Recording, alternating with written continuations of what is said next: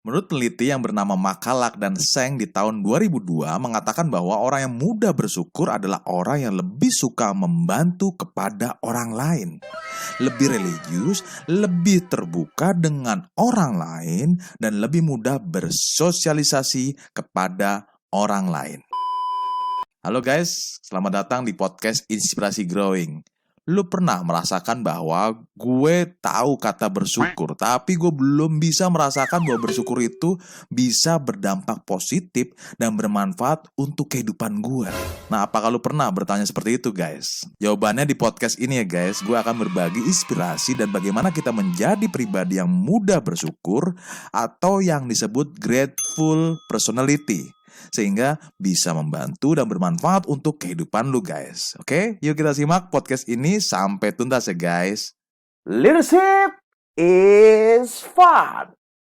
Pada umumnya kita sering mendengar kata bersyukur, entah dari orang tua kita, dari teman-teman kita, atau dari tokoh agama dan kepercayaan kita masing-masing guys. Secara kata-kata mungkin biasa guys kita dengar. Atau lu bilang misalnya, wah lu kurang bersyukur nih. Nah itu kan sering kita dengar dengan kata-kata bersyukur. Namun untuk menghidupkan rasa bersyukur itu kebanyakan belum biasa kita dengar guys. Gue bisa ngomong gini sepertinya lu juga mengalami tentang yang sama ya guys. Jadi artinya bahwa gue sering mendengar kata bersyukur, dan bersyukur. Tapi nih gue belum bisa merasakan apa manfaatnya kalau kita bersyukur. Dan gue jarang banget diskusi tentang nilai bersyukur. Yang ada nih cuma perintah lu untuk bersyukur. Tetapi kenapa kita harus bersyukur itu jarang yang kita bahas guys. Podcast kali ini gue mau kupas yang pertama adalah kriteria apa yang dimana orang mudah bersyukur. Yang kedua adalah manfaat bersyukur itu apa saja. Hey, that's pretty good. Oke, simak terus ya guys di podcast ini. Nah, gue mengutip dari buku favorit gue yaitu buku Psikologi Positif karangan dari Bapak Iman Setiadi Arif. Ada beberapa hasil penelitian tentang pribadi atau orang yang mudah bersyukur yang kita sebut grateful personality. Ini menarik guys. Nah yang pertama adalah suka membantu. Yang kedua adalah mudah memaafkan. Yang ketiga tidak mudah iri hati guys. Yang keempat tidak cepat depresi dan tidak cepat membenci. Nah nomor ini nih menurut gue yang paling penting guys, yang akan gue jelasin. Nah yuk kita kupas satu persatu. Ini berdasarkan literasi dan berbagi pengalaman. Oke guys? Oke, kita masuk yang pertama. Suka membantu. Menurut peneliti yang bernama McCulloch dan Zhang di tahun 2002 mengatakan bahwa orang yang mudah bersyukur adalah orang yang lebih suka membantu kepada orang lain, lebih religius, lebih terbuka dengan orang lain, dan lebih mudah bersosialisasi kepada orang lain guys.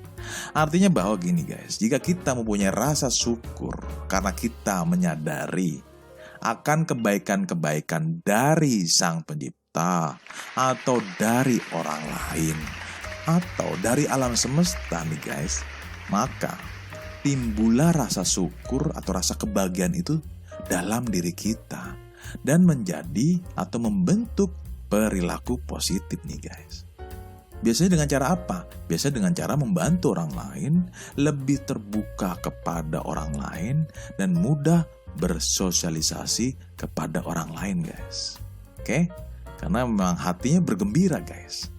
Coba lu fokus kepada diri lu sendiri nih, bahwa lu tuh gak pernah sama sekali mendapatkan kebaikan-kebaikan dari Sang Pencipta. Atau lu gak pernah sama sekali mendapatkan kebaikan dari orang lain. Nah pastinya nih perasaan kita tuh jadi merasa campur aduk dan membingungkan dan merasa tidak bahagia. Bener guys? Karena kita merasa tidak mendapatkan apa-apa. Akibatnya kita terlalu fokus kepada dirinya sendiri dan tidak suka membantu kepada orang lain. Bahkan kita akan lebih tertutup kepada orang lain guys. Karena apa? Karena kita merasa gak bahagia dalam diri kita.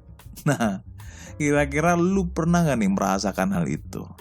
Nah tenang guys, gue juga pernah kok merasakan demikian. Oke, tenang, lu gak sendirian. Wait a minute. Who are you? Dan menurut gue itu sangat manusiawi kok guys. Tinggal kita nih, apakah lu dan gue mau merubah yang lebih baik lagi? Nah ini keputusan dalam kita mengembangkan diri agar lebih baik lagi guys. Yang kedua, mudah memaafkan. Ini menurut peneliti yang bernama Alder di tahun 2005 mengatakan bahwa orang-orang yang mempunyai pribadi mudah bersyukur tinggi nih guys, menyatakan bahwa mereka lebih mudah memaafkan dan lebih puas akan hidupnya. Nah ini menarik guys. Artinya gini guys, jika kita menyadari betapa banyaknya kebaikan-kebaikan yang didapat dari Sang Pencipta, atau dari orang lain, atau dari alam semesta, istilah kebaikan itu nggak harus harta benda yang kita dapat. Oke? Namun kebaikan yang gue maksud adalah bisa kebaikan berupa cinta, kebaikan berupa perhatian, kebaikan berupa kepedulian, dan kebaikan-kebaikan positif lainnya.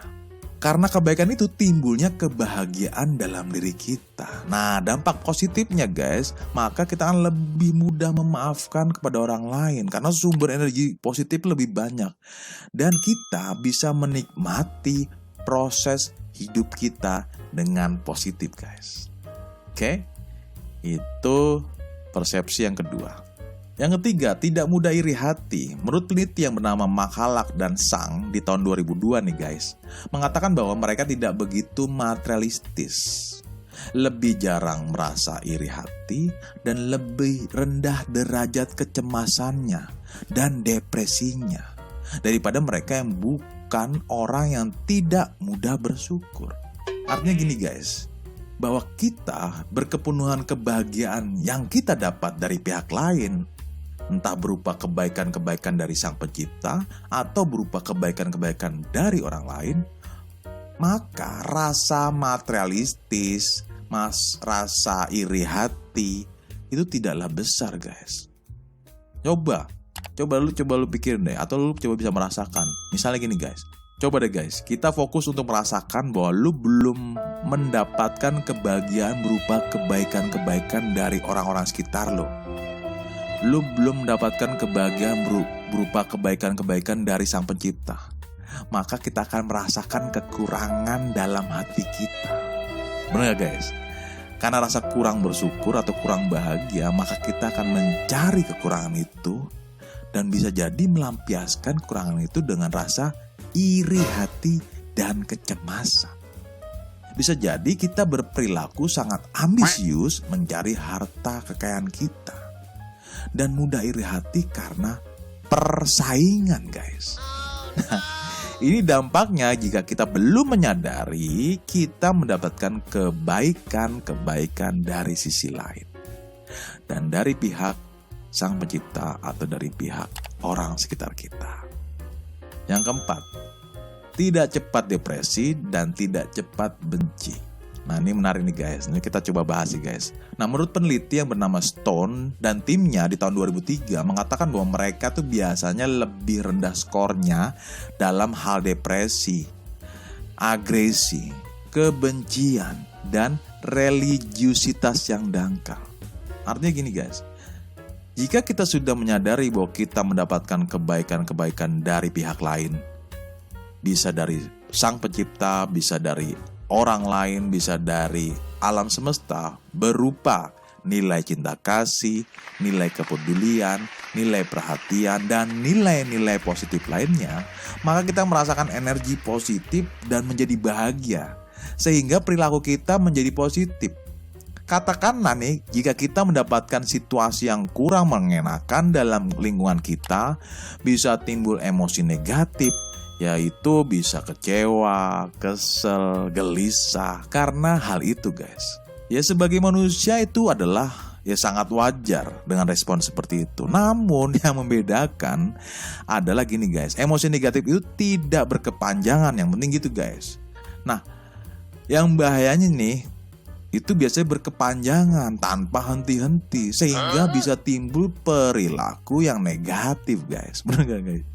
Ya artinya apa perilaku negatif? Ya seperti jadi depresi, agresi, ujaran kebencian. Nah ini menarik, guys, buat bahan reflektif kita juga nih. Kalau kita nih yang sering-sering memposting atau mereposting ujaran kebencian di dunia media sosial nih, Oh, hell no! bisa jadi kecenderungannya kita belum bersyukur atas kebaikan-kebaikan yang kita dapat. Terutama dari sang pencipta atau dari orang lain, guys. Jadi gitu indikatornya, guys. Walaupun nih kita nih sudah sorry nih guys, atau mohon maaf nih guys, mungkin kita sudah sangat beragama, merasa sangat beragama, atau sangat menjalankan ajaran agama kita. Please, no! No! No! Namun kalau kita atau hati kita belum damai dan belum sejahtera, maka bisa jadi kita belum merasakan makna nilai bersyukur sebenarnya, guys. Sekali lagi, jika orang memahami makna bersyukur, maka gue garis bawain nih, guys. Coba sekali lagi ulangi. Atau gue ulangi lagi. Sekali lagi nih, jika orang memahami makna bersyukur, maka akan berperilaku damai, sejuk, dan tentrem, guys. Oke? Dia melakukan di media sosial pun ya lebih ke hal yang positif, bukan malah sebaliknya. Sampai sekarang ini pun gue masih terus mengembangkan dan belajar nilai bersyukur dalam hidup gue, guys. Karena gue sadar bahwa nilai bersyukur ini kudu dan terus dilatih secara terus menerus, guys. Ini seputar beberapa hasil penelitian tentang pribadi atau orang yang mudah bersyukur, terutama dalam hidupnya. Sepi banget. Di video berikutnya gue akan kupas manfaat apa saja jika kita menghidupkan nilai bersyukur, guys, terutama dalam hidup kita, dan bagaimana dampak positif bagi pribadi kita dan orang sekitar kita, guys. Nah, kita tunggu di video berikutnya ya, guys.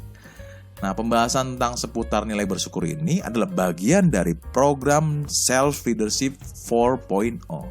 Jika lo mau diskusi atau ngobrol-ngobrol tentang self leadership, lo bisa hubungi tim Growing, sehingga tim Growing bisa jadi sahabat lo, guys. Nah, lo bisa hubungi tim Growing di link yang sudah gue tulis di deskripsi yang di bawah ini, guys. Itu saja pembelajaran buat lo dan gue seputar podcast Inspirasi Growing pada hari ini, guys. Oke, salam growth mindset Indonesia dan salam persatuan Indonesia maju.